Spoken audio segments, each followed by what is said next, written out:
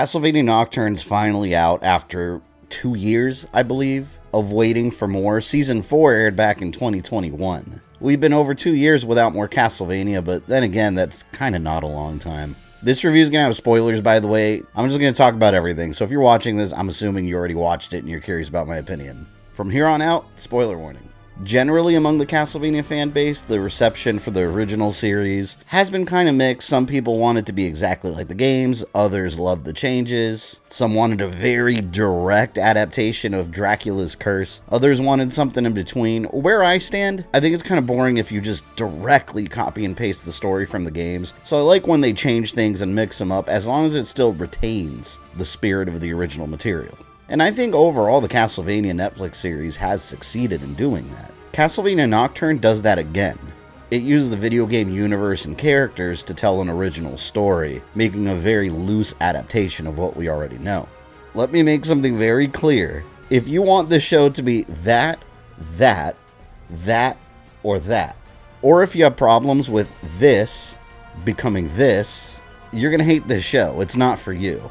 As a lifelong Castlevania fan and Rondo Blood being my favorite game out of the entire series, naturally when you hear of a show focused on Richter, you'd think it would focus on the story of Rondo Blood primarily. But let's be real, Rondo is a great game, but the story is nothing more than Richter having to rescue a couple damsels in distress. That's been done to death over the years, and it would make a boring show. Rondo Blood takes place in the year 1792, and many Castlevania games don't specify exactly where on Earth they're taking place. Some do, but often they just give some kind of time frame. Nocturne takes this time frame and places the story in France during the French Revolution. I like the setting because it does give the entire backstory a sense of turmoil, which falls right in line with the game universe. Dracula often comes back during times of chaos in the world, World War I, World War II, so having the French Revolution be a catalyst for some evil descending upon mankind totally works. This time, however, the threat isn't Dracula. I've got mixed feelings on this, because to me it's like having Mario not fight Bowser or Link not fight Ganon. That's what you want to see.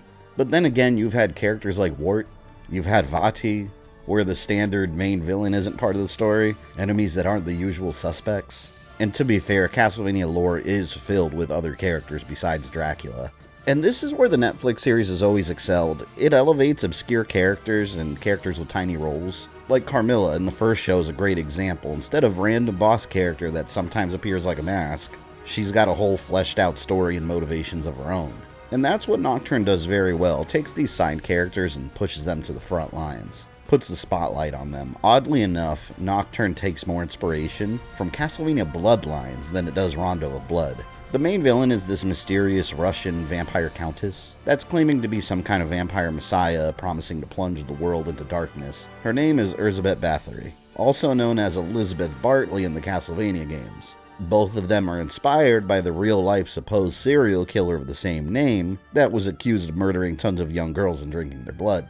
Her only appearance was in Castlevania Bloodlines, where she has a similar history and she was described as Dracula's niece. How that connects, I have no idea. They've never elaborated on that. In Bloodlines, she's revived, helped start World War I, and she uses the soul of the people killed to resurrect Dracula.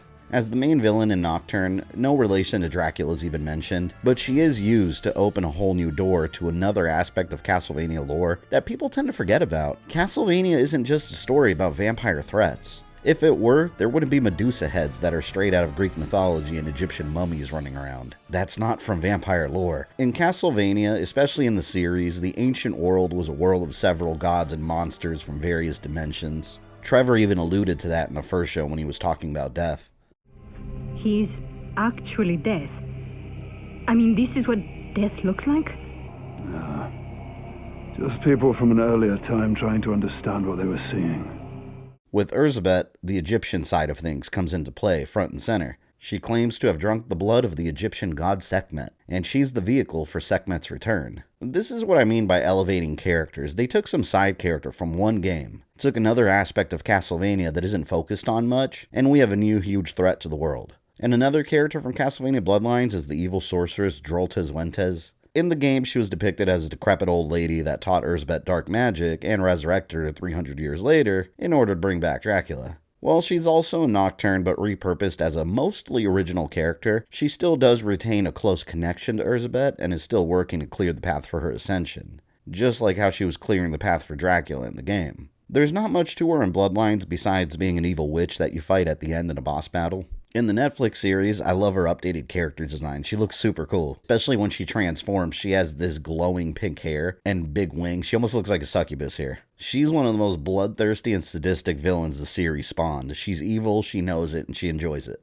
They also gave her a different backstory. Instead of being the evil sorceress that taught Erzsebet dark magic, she used to be an ancient Egyptian priestess that worshipped Sekhmet, explaining her loyalty to Erzsebet's mission in this universe. And for those wanting some Symphony of the Night influence, they've also adapted the character of Ulrox, one of the bosses in Symphony. In the game, he's nothing more than a boss character vampire that transforms into an ugly green monster. There is a novel that describes his personality as being more of a curious and calculating figure versus a violent and sadistic one, often working on his own behalf. The creators of the show really had to have done their research, because that's a very obscure detail about the character, and they take that small aspect and made him one of the most interesting characters in the entire show. In Nocturne, he's got an added backstory of being an Aztec vampire that watched his civilization fall. He's extremely powerful, and he's one of the vampires that are gifted with dark magic. He's incredibly deadly, and his curiosity is on full display. While all the other vampires are kneeling and worshipping Erzsebet blindly as a messiah figure, he's not willing to just blindly follow. He's got his suspicions. He's not looking for some kind of vampire empire. Instead, he starts researching what all her plans are and works behind the scenes to get in her way a bit. He's not a good guy by any means, but he has no taste for a vampire goddess enslaving the entire world under her rule. He's got some sense of freedom is important. I never imagined some random boss character like Ulrox was going to end up being one of the most well-written characters in the series, and he's definitely one that I hope to see more of in the future. Just like in the first series, Castlevania Nocturne does include completely original characters too, that add more interesting elements into the story. You've got another semi-evil priest, the Abbot. I say semi-evil because he does have much more layers to his character than the evil priest that burned Dracula's wife. He's a bit more sympathetic. I mean, he's still responsible for horrible things happening, considering he's in league with the vampires in this show, but he's more of an incredibly misguided character. There is love within him towards other people somewhat. He sees the French Revolution as an atrocity, though. The beheadings, taking down the established government, and he wants it to end, to the point of desperation. He sees the revolutionaries as a godless mob that wants to destroy the country. And by the time he realizes, hold up, this all might have been a very bad idea, he's in way too deep. His connection to Maria and her family gives him another layer of character development where you don't know where he's going to end up by the end of the entire series. Is he eventually going to come to his senses, or is he going to double and triple down on his beliefs? Another completely original character is one of his holy knights, a guy called Mizrak. He's a man that's devoted to God and completely loyal to the abbot, but he starts realizing much earlier that allying themselves with the vampires was wrong. By the end, he joins the rest of the cast as one of the main heroes, and it seems like he is going to play a bigger role in the story to come. I think he's a great addition to the heroes. He goes from a man blindly devoted to his leadership to a man that's leaving everything behind to do what he believes is right. And Edouard is an opera singer that helps free slaves in the Caribbean. He's Annette's traveling companion, we'll talk about her soon, when she travels to Europe to investigate the vampire messiah, and again, spoiler, he becomes one of the many night creatures being created to take over the world. And I have to point out how outstanding his character design is. He looks both demonic and angelic at the same time, with a pair of hands covering his eyes, displaying his emotions. He somehow retains his humanity, but he's stuck in this monstrous new form. And speaking of Annette, she's definitely going to ruffle some feathers. She's Annette in name only, admittedly. In the game, she was Richter's girlfriend that was captured.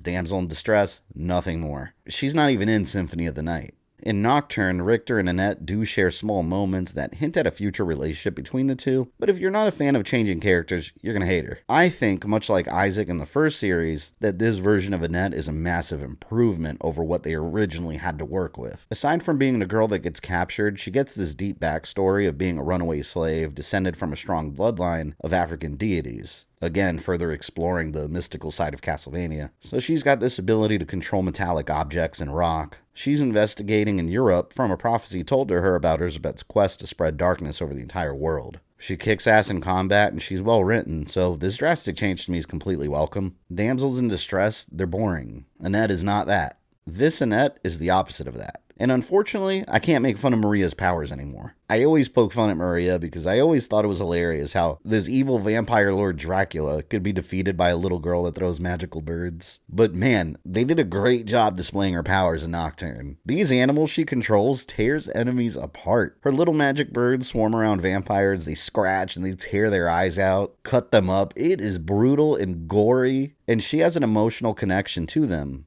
So when they get hurt, she also feels for them, like losing a pet or family member. It's an excellent way for them to showcase how her powers work without it being goofy. And she makes it clear that she doesn't really command them, they just sort of listen to her. So there's also a little bit of mystery on how she can go about doing this that even she may not fully understand. And her mom was one of the most interesting changes. In Rondo Blood, Maria Renard was just a little girl that Richter rescued and her parents were killed. In Dracula X, in the SNES American version, she was Annette's little sister. In Nocturne, she's neither. She's a young revolutionary girl that grew up watching her mother struggle in a France being ruled by the rich, so she's very vocal about supporting the revolution. And on top of that, the upper class in France, vampires have been embedded for centuries, growing from within. She gathers people for meetings with similar mindsets, and she's very vocal about supporting the revolution. And she protects them together with Richter against vampire attacks. And you might remember this other character that was yet another damsel in distress called Tara, the green-haired girl or black-haired girl, depending on which version of the game you're playing. She was a nun in the town, and she's been reworked as a speaker magician, just like Sypha. She's a refugee from Russia that escaped because of all the vampire activity, and she encountered Erzsebet in the past. She came to France and had a daughter, Maria. That's right, in Castlevania Nocturne, Tara and Maria are mother and daughter, instead of both being random girls from the local village. And the Belmonts also tie into these bloodlines. One of the most confusing aspects of Castlevania has always been the family ties. The games have never been clear on how everyone is related to each other, with the exception of a handful of characters. Everyone seems to be some distant relative, and the show does poke some fun at that.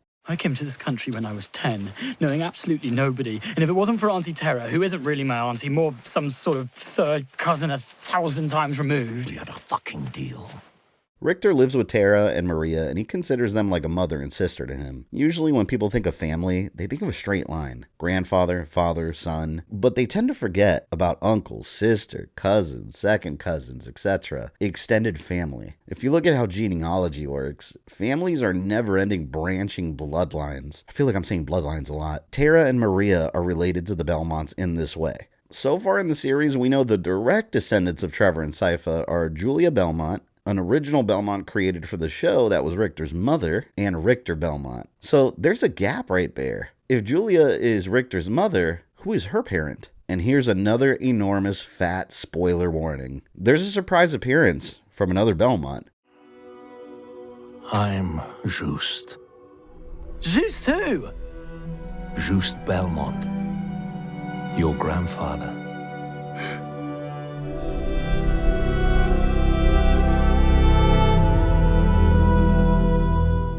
Just Belmont from Harmony of Dissonance. In this version, he's credited as Julia's father, Richter's grandfather. In the Castlevania fan community, people have always speculated that Just was some kind of uncle or father or grandfather. The show firmly establishes him as the grandfather. I about jumped out of my chair when he popped up, which means we may see other Belmonts in the future, in other shows or seasons taking place in other times. Simon's his grandfather, after all, and he almost seems like a callback to Trevor, someone disillusioned with his destiny and a broken man. He was a hero, as we players have experienced in the game, but we never knew what happened to him afterwards. Sadly, in the Nocturne continuity, his life completely fell apart. He married Liddy and had Julie as a daughter, but lost Liddy to a vampire, as well as his friend from the game Maxim, both of them slaughtered by vampires. After that, he grew old in the woods living as a hermit. It's interesting because it shows another aspect of the Belmont clan that you never really think of. They go around slaughtering vampires, but vampires also have people they care about too. So they may at some point pay the price for their actions. I love this interpretation of him because we finally see two Belmonts from different generations interacting with each other, both of them that had inherited the family whip. And it was also super cool that they incorporated fan theories and opinions. It's always been said how powerful Just Belmont was with magic, considering all the abilities he has in the game, and in the show he flat out states how much he didn't even need the whip. It was just an accessory to him.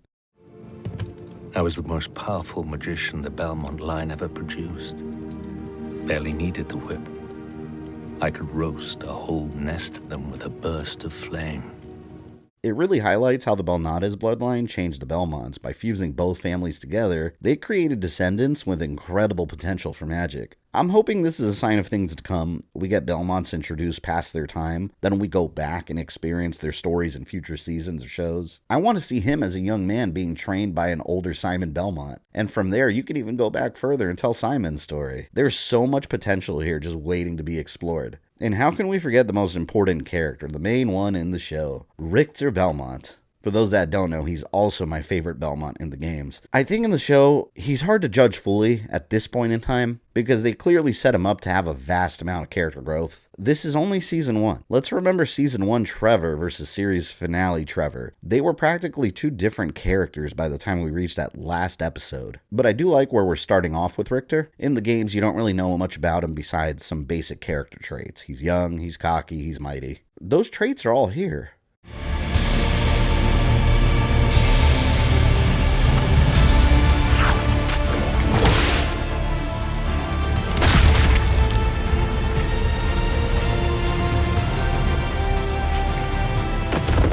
But like the other characters from the games, his backstory is also expanded upon, and he's a very flawed character. Perfect heroes make boring stories, and Richter is far from perfect at this point. As a child, he saw his mother killed right in front of him and he ran away. He was raised alongside Maria, and he built up a reputation of being a powerful vampire hunter, but at the same time he's struggling with the trauma of his childhood, to the point where he encounters Olrox and has a full-blown panic attack. Little boy Belmont, all grown up. We have to go. We have to get out of here. We have to fucking go! And through the season, he's working to uncover the mystery of the Vampire Messiah, and at the same time trying to overcome his fears and honor his family legacy. He's not just a repeat of Trevor. From the beginning, he tries to honor his family legacy and embody what Belmonts are supposed to be, even though he fails at times. Not to mention, I was completely sold on the character when he finally had the anime power-up moment and puts on the classic white bandana. Fan service at its best. I love the white bandana. The headband. I've got a lot to tell you. So have I. Wait, you're wearing a headband?